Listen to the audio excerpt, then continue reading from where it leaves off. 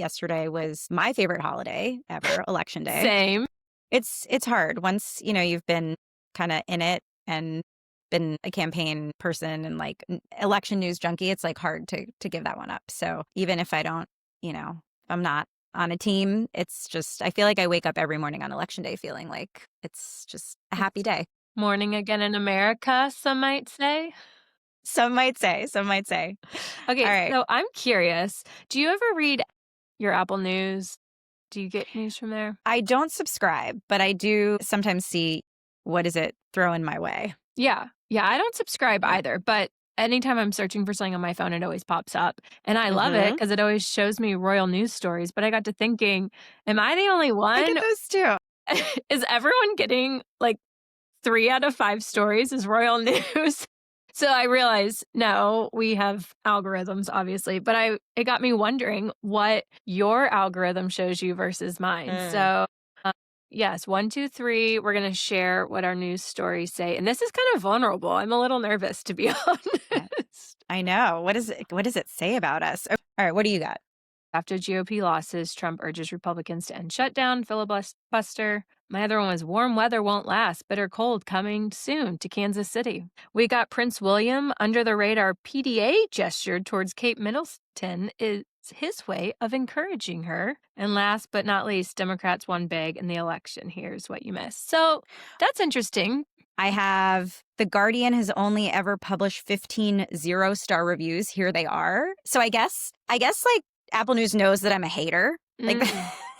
Like knows that I like to hate on things. That's why it's feeding me that story. I don't know. Negative. Then I did get some royal news. Kate Middleton reportedly thoroughly enjoying personally decorating her forever home. And then I have a column, my husband hates when our kids cuddle with us. Wow, that is quite negative. I'm not going to lie. I'm judging you a little bit now. It's making me a little sad. I don't know. For the record, I love when my kids cuddle with me. That is not me. And so does my husband. So I don't know where I don't know. It's clearly coded me as some kind of like royal following, negative Yelp reviewing parent, millennial parent. I think it's got me. All right. Well, we'll see. Well, moving on. Traditional etiquette says that politics, religion, and money should never be brought up in polite company. And we're here to discuss all three. I'm Debbie Hancock, a conservative and a Christian living in the Deep South. I'm Arielle Gorin, a born and raised New Yorker and a liberal Jew. We're asking the hard questions and actually listening to what the other has to say. Is Anybody Listening podcast starts now.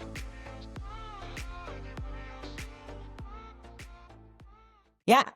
So let's jump in. There's a lot to talk about. We wanted to do this sort of mini episode after last week's deep dive and talk a little bit about some of the stories that are driving the headlines this week. And so we'll kind of share what we've been following. I have been very interested in the SNAP benefits story, obviously affecting millions and millions of Americans. 1 in 8 Americans are SNAP recipients. We could talk probably a whole episode about the political calculus around this one, right? I think it's 44 out of the 50 top SNAP receiving congressional districts are led by Democrats. So I think that is certainly factoring into Trump's calculus here and the shutdown and everything. That being said, there is not a district in America that SNAP does not touch. And given what we saw last night, and so many places moving away from how they voted in 2024, it could be playing with fire for Trump.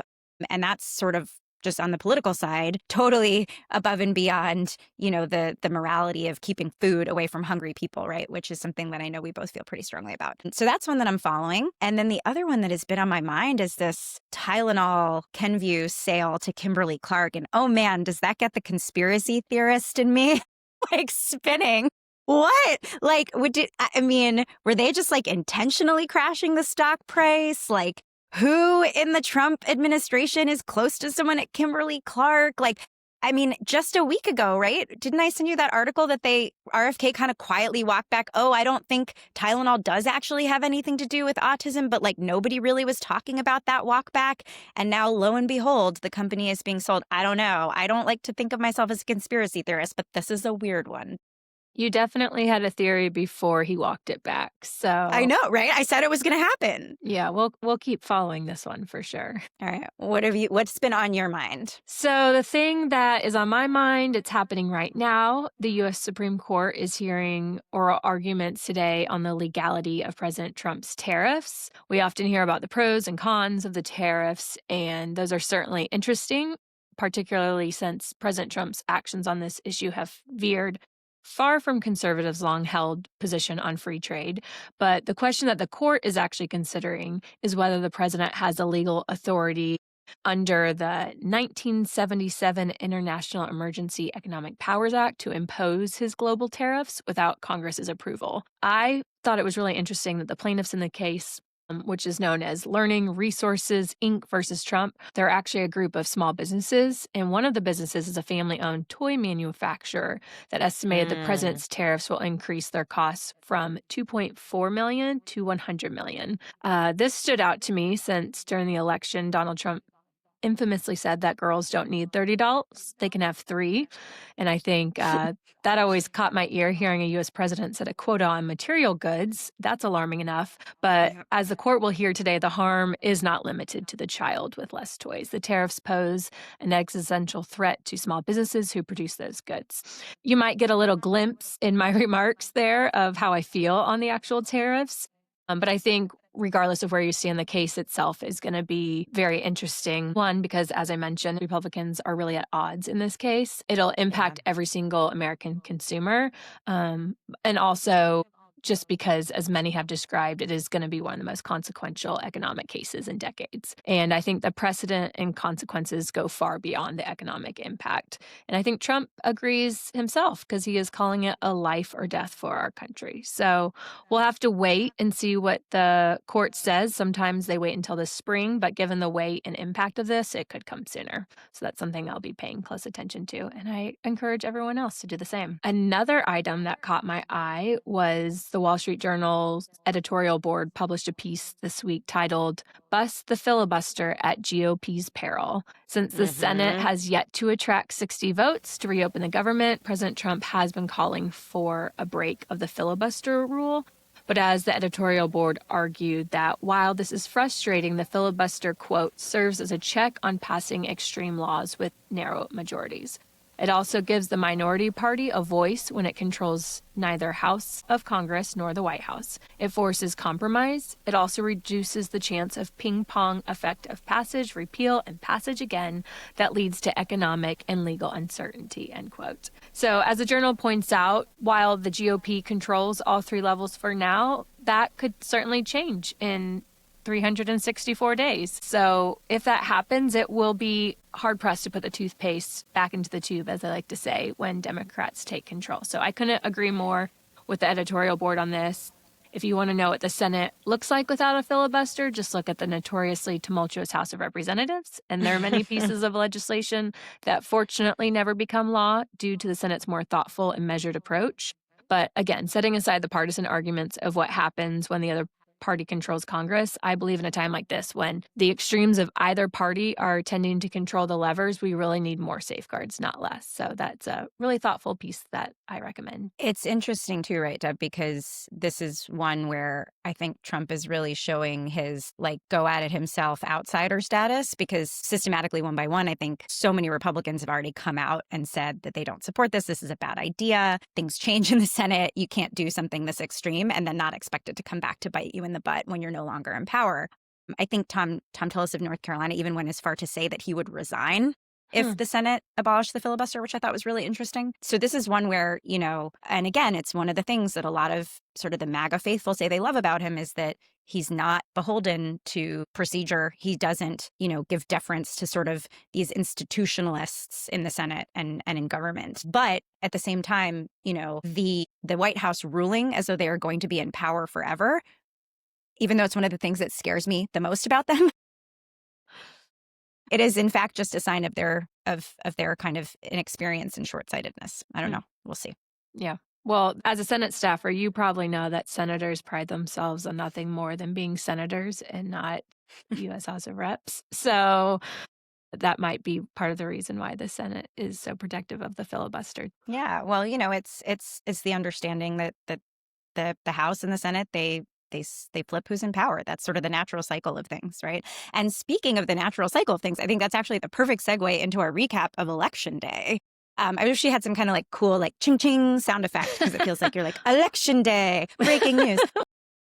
We can work on that. But obviously, as all the headlines have been saying, is a really big night for the Democrats. I say that with caution. I understand deeply as a Democrat that we're sort of hungry for a big win these days, right? And that is completely understandable. But I think that if honestly any of the things had not gone the way that they did last night, maybe not specifically on this Pennsylvania Supreme Court races or Prop 50 in California, but certainly the governorships in New Jersey and Virginia, and just given Mamdani's massive surprise win in the primary, if none of those things had happened, I think we would be saying, wow, that was a really terrible night for Dems. Like, even if one of those things had not happened, there is a cyclical nature to these things. In Virginia specifically, Virginia tends to vote in. They're unique in that they only have a one-term governor, right? Their governor has a one-term limit, and they tend to vote in a governor that is directly in opposition to whoever holds the White House at that time. That is very common there.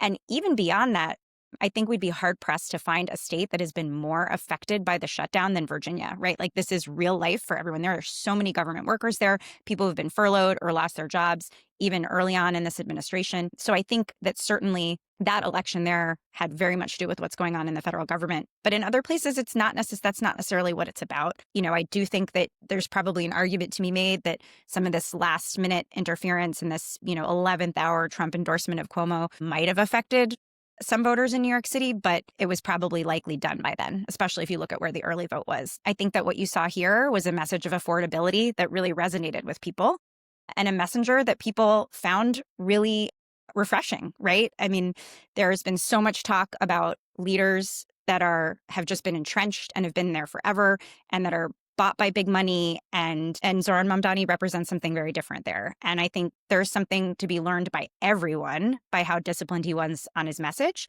and not just how disciplined he was on his message, but how he was willing to kind of think big and dream big and then distill that into really easy slogans. And of course, he's been criticized for, fast and free buses. Maybe that's a terrible idea or totally unachievable because as mayor of New York City, you don't control the MTA. And that's all true. But I think what it shows is that people are eager for Democrats to not just be the party of not Trump, but to offer fresh solutions and to not be afraid to dream big. So that's kind of my takeaway from that. Yeah, it's been interesting watching from afar. I have not been paying close attention, but I can't seem to get away from the headlines. I think one NRCC poll showed that among voters in 46 different battleground districts across the country, more than 80% were familiar with Mamdani. And so that was Wow. crazy. I always think I am a good litmus test of what people are paying attention to because, like I said, I'm not reading the New York Times every day. I'm not seeking out those articles, and it made its way to me, and I think most people have been talking about it. I do think it's hard to know whether he was the reason why he attracted those votes as opposed to whether he was running against a really flawed candidate. I mean, 100%. a victory against someone who had to step down as governor is hard to really claim a victory. I mean, even in the state of Alabama, we elected a U.S. senator not that long ago. He has some experience with that. Yeah. Because his opponent had similar struggles. So another thing that I think the media or Democrats are waving too much of a victory flag would be in Mississippi. They're trying to point to the state Senate picking up Democratic seats, but that was really as a result of a court-ordered redistricting. It certainly wasn't a loss for the Democrats, but I think in terms of was this a huge mandate against Donald Trump, I'm not sure on that yet. And, as we always say in college football, when there's a victory early on, there's a lot of games left to be played. So I think my perspective from afar, not in your party, is it's a little too early to tell whether or not this will translate into similar victories a year from now. I completely agree with you there. I will say a counterpoint, and this was somewhat surprising to me, although I would be curious to go back and look at the historical data, is I'm looking at every Virginia county. So even the ones that Earl Sears won dramatically, all of them swung away from Trump. So, for example, in Washington County, Spamberger was up 4.5 points from where Trump was. So, in that sense, in sort of what we can identify as kind of a historically purple, maybe slightly indigo state like Virginia, this swing is real.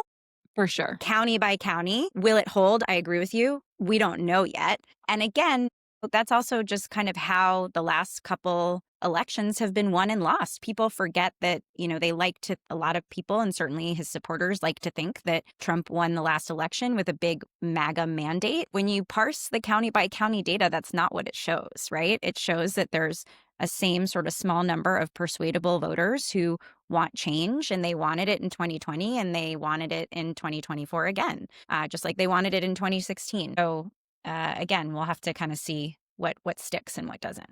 Yeah, and I agree with that totally. I think Virginia is definitely a different beast, and because of the large number of federal employees, it has certainly been impacted more than any other state in this. So I think For sure. Republicans are in big trouble next year if costs do not go down. Trump Yeah. won largely because of voter sentiment on the economy, and if he doesn't do something to fix that, then I think there's going to be a real ugly election next year.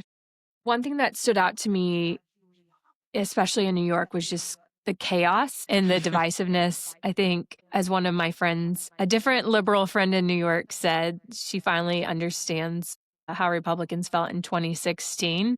And I understood how Democrats felt in 2016, kind of watching the chaos happen. But unfortunately, I think this is just reflective of the national political conversation that's taking place. A new poll released this week revealed one area where Republicans and Democrats agree. But unfortunately, the area they found agreement on was the belief that America's best days are behind us. A few stats that stood out to me were 2/3 of Americans, and this is both Republicans and Democrats, believe that the government deliberately lies to people. Nearly half of them believe the best of times are behind us. And of course, Democrats were more likely than Republicans to share this belief. But the breakdown of that was that nearly 2/3 of Harris voters believe the best days are behind us. But still, only 55% of Trump voters expressed the opposite and said the best days are ahead of us. Which, is it just me, or is it crazy that nearly half of Trump voters do not believe this country is headed in a better direction? It's pretty wild, but I guess they've got that in common with a lot of people who don't support Trump. Yeah, I think it gives some insight into just how many Republican voters are truly MAGA. I think Mhm. sometimes we just associate all Trump voters as being Trump loyalists. And I think polls like Mhm. this show that the election results and the majority of Republican voters are simply just rejecting the left's alternative as opposed to embracing Donald Trump. I think that's right. I think it's also forgetting that now the largest group of voters in the US is not Democrats or Republicans, registered Democrats, Republicans, Independents, right? And that's really, in the last couple presidentials, that's who we're seeing win elections, right? Is how independents swing, and that's no secret. And that's super important too. But I think you're right to point out that there is this perception all around that the Republican Party has been swallowed by MAGA. And I think that in terms of representational leadership, that is quite accurate. There have been so few people who at this point have been willing to stick their neck out. And those who have, unfortunately, most of them have been pushed out of Congress, right? But I don't know how much that translates to the population at large, is I think what you're saying. And I Yeah, think that's a for really sure. valid point. Another statistic that stood out to me was that only 26% of respondents agree that the American dream is still alive. And for me, that was concerning because I fear that this attitude is going to become a self-fulfilling prophecy. Conservatives, I think, should especially be concerned with this mindset because it makes a case for more government intervention and liberal policies and less personal responsibility and motivation. Another poll this week showed this, I think it was also Politico, but it's a different poll, and it showed, this is alarming, so sit tight. But another poll this week showed that 24% of people believe political violence is justified in some cases. And that number actually rose to 1/3 of Americans when they asked people under the age of 45. And if I'm totally honest, I used to have more hope for the future simply by looking around and listening to my peers, but this statistic made the hairs on my arms stand up. So I'm curious what you think might be the solution or what we might do or role we can play to reversing some of these trends. Yeah, I think it's really terrifying. And I think you've seen those numbers kind of like equalize, if I'm not mistaken, on both the far right and the far left, is that there used to be sort of one side where the numbers were higher, and then it's kind of come into equilibrium on both sides. It's very, very alarming. I don't know what the solution is, but certainly I think everyone who has a megaphone continuing to be sure to condemn political violence is so important. And I think we've seen some people do that better than others, but it is really alarming to see that kind of wave take hold. And I worry too, another one, and I haven't pulled stats up on this one, but I do worry a lot. Started to see this a bit in this most recent election in New York, is the use of AI in political ads. And I worry about how that affects how people see violence and the potential for violence too. All plays into misinformation and disinformation. Just kind of starting to see what that world looks like of AI in campaigning and in ads. Like, I really, really hope, I'm not confident there will be given this administration, but I really hope that by the next major election cycle next year, that there will be some more guardrails around AI in campaigning. Can you give a little bit more specific on that? Yeah, there were just some very deeply disturbing, I would say, ads that used AI, that created likenesses of Zoran Mamdani, of Curtis Sliwa. There were, they were attacked from all kinds of angles, but, even from the fact that, we live in New York City, one of the great sort of creative capitals of the world, and we're not short on actors and creatives looking for work, right? So even that was kind of a hit on the use of AI in campaigns. But, you could easily see how someone who is less media savvy, just generally less savvy, older, et cetera, could look at something like this and not immediately recognize that this isn't that actual person talking and saying those words, even if it's meant to be satire, even if it's meant to be whatever it is. But it was pretty intense. I encourage, if you haven't come across that, I encourage you to look it up and kind of see what it looks like for yourself, because it's pretty disturbing. Yeah, it's exhausting now being online and everything you see having to fact check. I think I mentioned to you that I have multiple Instagram accounts. I'm running my own personal, obviously. I have a separate one for a kids organization, and then I manage the one for the podcast. And it's always fun to go through the different news feeds and see what different algorithms come up for my accounts. But the one for our podcast account is news heavy. We only follow each other, so it's not based off of anything that we actually follow. But one of the articles that popped up at the top said that, and you may have seen this or someone else may have heard of this, but that ChatGPT was going to stop offering medical and legal advice. And I thought, well, great. I have no use for ChatGPT because I solely use it for medical advice. But I then Googled it because I thought, oh, this might be interesting to talk about. And sure enough, it was fake. And so even last week, the video of Bill Clinton that I played, my first thought was, is this real? And that is a really exhausting way to live. We were afraid of the fake media, watch out. This is far more expansive and probably a good reminder, since the majority of people get their news from TikTok and social media, that maybe we should be expanding our sources a little bit. Yeah, I will kind of gently tisk you on getting your medical advice from ChatGPT, Debbie. Is being married into a medical family, I realize not everyone is as lucky as I am to basically have like someone of every single medical specialty and subspecialty on speed dial between all my college friends and the family I'm married into. But just find yourself a doctor friend. Yeah. It's preliminary research. I like to take it to the doctor and say, I think it might be this. And it has proved to be very helpful. It turns out that I'm a good Googler or a good searcher. Yeah. You're a good researcher. I love that. It's important. Yeah, we get that from our time on the Hill. It's like the basis of everything we did, right? But a good reminder that it doesn't stop there. That's true. Well, one of the things that we wanted to kind of talk about when one of the things we talked about when we started thinking about creating this podcast as an avenue for kind of healthy debate and modeling the way that we should and could disagree was we wanted to share some positive news, which we always feel like is lacking in the world. And so we thought we'd start this week. Today's sort of, I don't know, we'll have to come up with a pithy name for it. But today's happy news comes from a piece we read on CBS about a middle school principal in Brooklyn who decided, when he saw enrollment declining in his school, decided to incorporate debate into every single class, and start a debate team, and has seen just tremendous gains in reading and in math scores, and just an incredible sort of community spring up in support around this. So we encourage you to check out that story. It was really heartwarming and really great, and I think kind of speaks to everything that we're trying to do with this podcast, and why healthy debate and being able to disagree with people on all kinds of issues and then agree with them on others is just so important and so foundational to our democracy, really. Yeah, and it goes hand in hand kind of with Ezra Klein's podcast this past week. I think it was this past week. He did a long review of why the political landscape is the way it is. And he talks a lot about people hanging out with only people that vote the same way as them. And I think what this school is doing is really preparing the next generation for how to have these constructive conversations. And one of the points I really agreed with Ezra Klein was the importance of building relationships for genuine relationships, not political Yeah, persuasion. And there is absolutely. a phrase in my world that drives me crazy when people, I don't know if you've ever heard this. I don't know if this is just the Christian culture, but they talk about loving on people. Oh, I always respond, why don't we just love people?